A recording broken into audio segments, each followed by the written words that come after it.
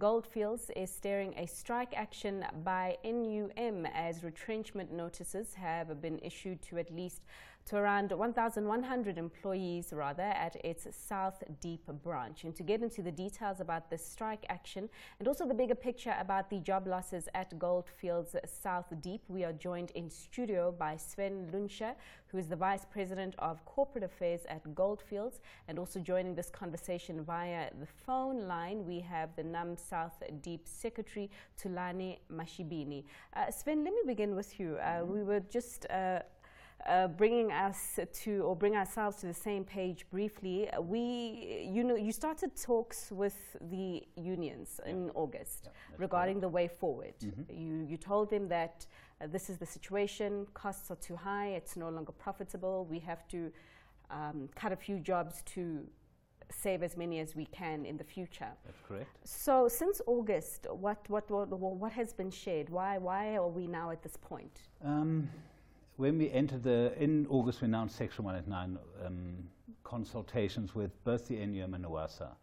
I have to correct you one, we've never made a profit in South Deep, so we've run it since 2006, and despite many efforts of turning the mine around, we have not made a profit.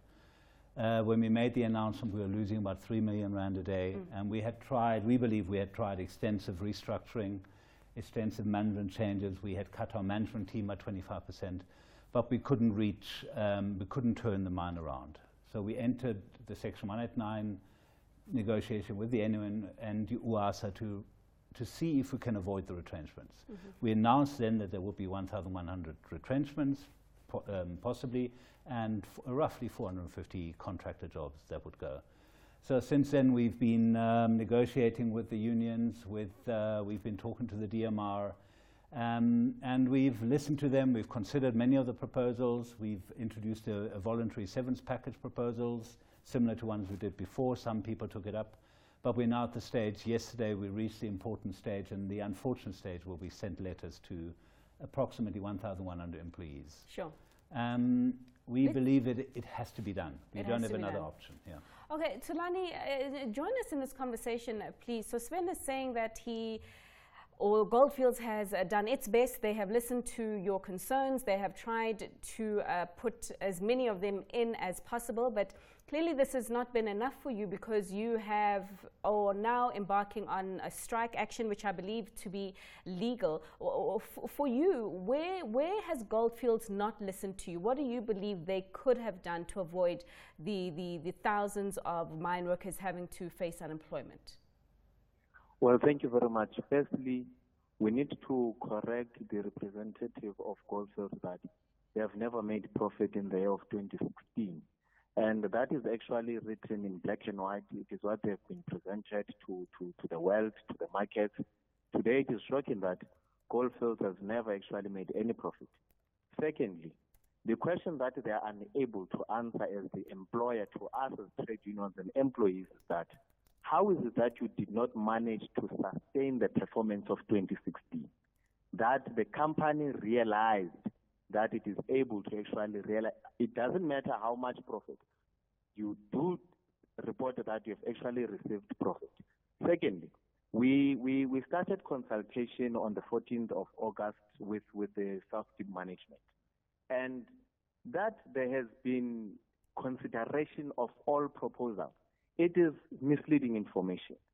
All proposals that have been submitted by both unions in separate consultation sessions have been rejected by the management. This management of Goldfields has actually been doing a tick box exercise, just trying to comply with the LRA, that we have done this, we have done that. At some point, we are actually in a deadlock that the company refused to see that it's in a deadlock. And it is because they did not want to accept any avoidance measures in terms of reducing the impacted number of 1,102. Now, when we actually been continuing with the talks after the parties have realized that they can actually be meeting under the auspices of the CCMA, the CCMA commissioner deployed to South Deep can attest to the fact that he even questioned Goldfields why was he present in those facilitated sessions, because Goldfields was unwilling to negotiate or engage anything meaningfully Goldfields has had this preconceived idea of a retrenchment, and it does not want to even consider any avoidance measure to actually reduce the number.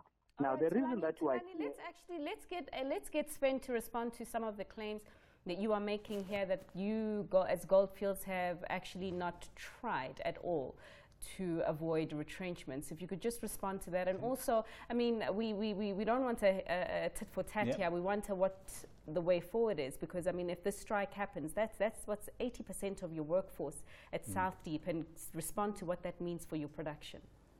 Firstly, obviously, we disagree with the NUM's assertion that we haven't tried anything. Many of the things they have proposed, we have tried before. We've been doing this for 8 years, so we have tried. One of the proposals was to move full-time employees into contractors. Contracting companies provide specialist once-off services. We cannot do that. We did make a profit. I do stand corrected, but that was in 2006. That was mainly because there was a rand hedge we took out, and it was more a financial instrument that helped us to make a profit. Operationally, we have not made a profit. Going forward, we obviously don't believe a strike is in anybody's interest.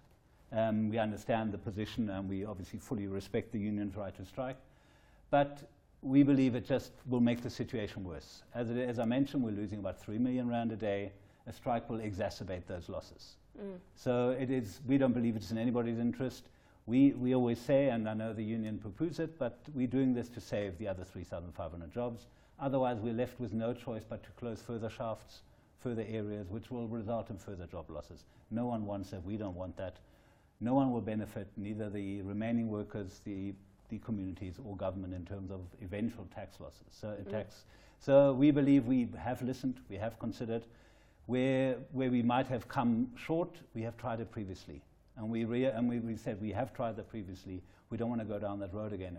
It will just delay the inevitable. For sure. I mean, Thulani, I'm sure you're a knowledgeable man concerning mining matters, and you do understand that the retrenchments that we're talking about right now are not just exclusive to Goldfields. We've had a number of mining companies facing very difficult operating environments, costs, amongst other things, having to also, unfortunately, cut workers.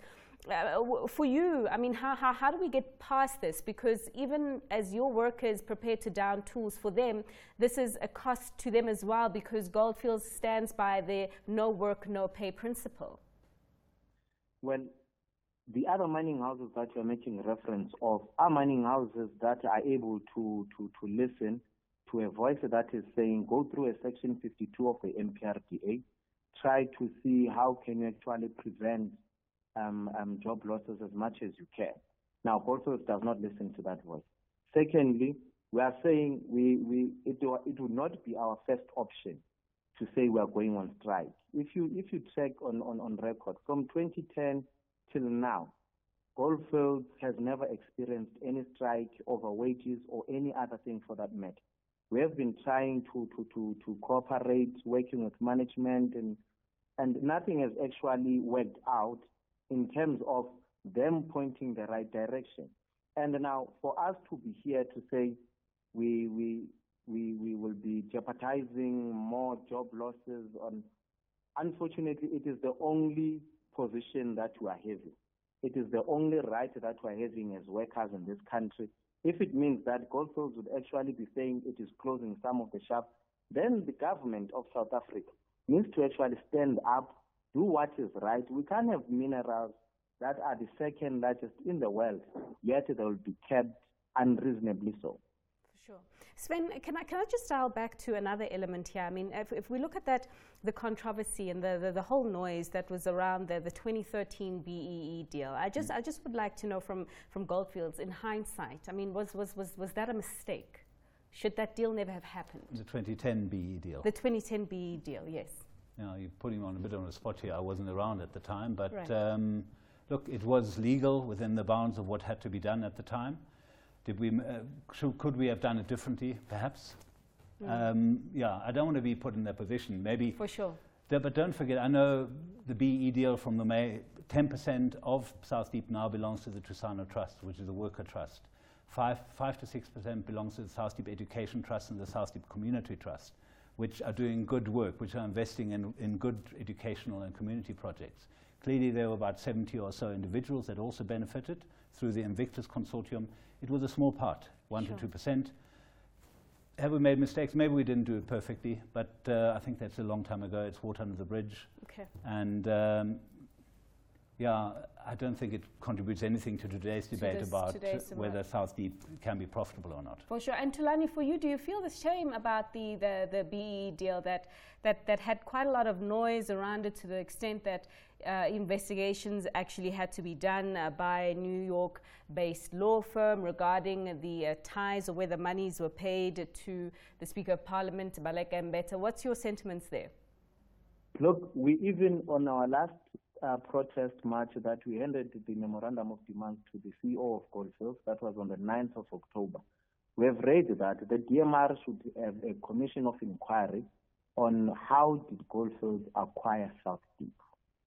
Now, we have been responded in a very way that is actually not giving any way forward. It is just rubbing it off very harshly.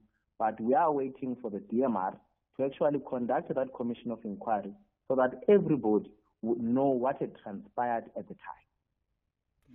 Can I just respond? There was a big inquiry about the US SEC, the US Judicial Commission, and the local, and they cleared us. So that's where I was at South Deep at the time, at Goldfields at the time, so I know the outcome of that investigation. Right. Yeah, as I said, I think the trusts that have been established are doing a good job. Clearly the dividends we are paying are not as big as we thought because we're not making money. Sure. So it is not where we hoped it would be, but I think over time those trusts will create benefits in the community. Sure. I mean, gentlemen, we've just come off the back of a major job summit that was followed by an investment summit talking about how to avert exactly the situation that we're talking about right now. Mass job losses, in fact, trying to do the opposite, create employment in your sector. I mean, Thulani, there's a give and take in every negotiation. What is the union willing to give in order to take for the majority of its workers who can actually still have employment? Look, we have always constantly in our writings to management said that we are willing to engage meaningfully to reduce the number to a reasonably acceptable number. We're not saying that we don't see that there's a retrenchment, but we are willing to engage and have a company that would engage with the union in good faith to reduce the number. We will eventually get to an agreement. And so we know what would be your ideal number? When you say an acceptable number, what's your ideal number? That would be determined by the engagement. Right. I can't be jumping the gun to say, no, there is this number. But the company, in our consultation, the union has hinted the number to the company. I'm sure the company can also say if it is looking to consider that or not, because in our engagements, we have raised that this is what we're actually willing to do. Let us engage, let us find each other. We are willing, we are here. In all communications we've given to the company, we are willing, we are available, we want to communicate and want to engage meaningfully. Sven, is it possible by any way that it can be reduced from this 1,100 and including is it the 400 some contract workers that you mentioned? Is it by any way possible that we can have fewer people having to not have somewhere to wake up in the morning and go and work? Yeah, no, let me stress, no one wants to do this. We've been doing this for 8 years, we've been making losses, and obviously we've now come to the stage after 8 years. We offered VSPs, we cut management, but we've never touched the general workforce of the mine, and with a good reason. You don't want to put people on the street, particularly in this environment. I don't think we can go beyond what we've said now. So I think it is the 1,100. We believe we're offering them reasonably good retrenchment packages.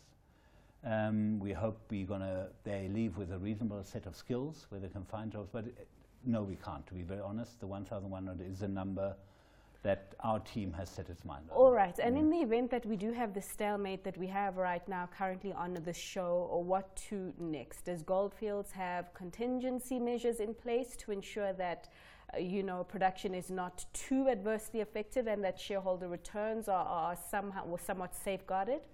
Let's be realistic. We're going to have, this is going to impact on production. We want to continue producing, and we will try, and hopefully if everyone respects the strike laws, if everyone does this peacefully, I think we can keep production going. To what extent, we have to wait and see. Should there be a prolonged strike, clearly production will be affected. We don't know yet by how much, but it won't do anybody any good. It won't help our shareholders. It won't reduce our cash flow outflow from South Deep. It won't help communities, employees, and so on. So sure. we would hope that this is resolved sooner rather than later, and we hope that the strike will be peaceful. And Thulani, in the event that negotiations are or will likely continue, can you promise that the strike will be peaceful? And then we've heard cases whereby other mine workers that don't want to strike are actually intimidated. Can you promise that there won't be any incidences of intimidation for those who actually do want to continue working? Look, in terms of a strike, we have had protest marches here where the Goldfields management itself was even afraid to come and collect a memorandum of demand, thinking that it would be violent. And contrary to that, it has been the most peaceful protests ever. But surprising enough, the employer is the one that, on the day of the announcement, it is the one that it has sourced armored cars, extra security. What is it that you are contemplating? And these things started like this in Marikana, where people were actually starting to add more and more security measures, whilst the other party has not even started to do anything. You are the one who's actually aggravating these employees, your employees.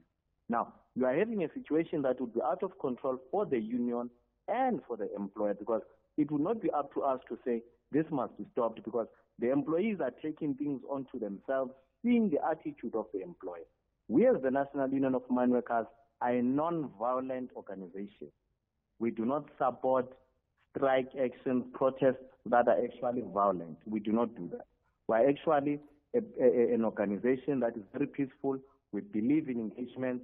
We're still saying that in terms of the company wanting to reopen engagement, we are available, we're employed by them, we're here to engage. Well, gentlemen, we will leave it there for now, and let us hope that those engagements and negotiations happen, and they happen sooner rather than later. That, of course, was Thulani Mashibini, who is the NUM South Deep Branch Secretary, and also Sven Lunsche, who's the Vice President of Corporate Affairs at Goldfields.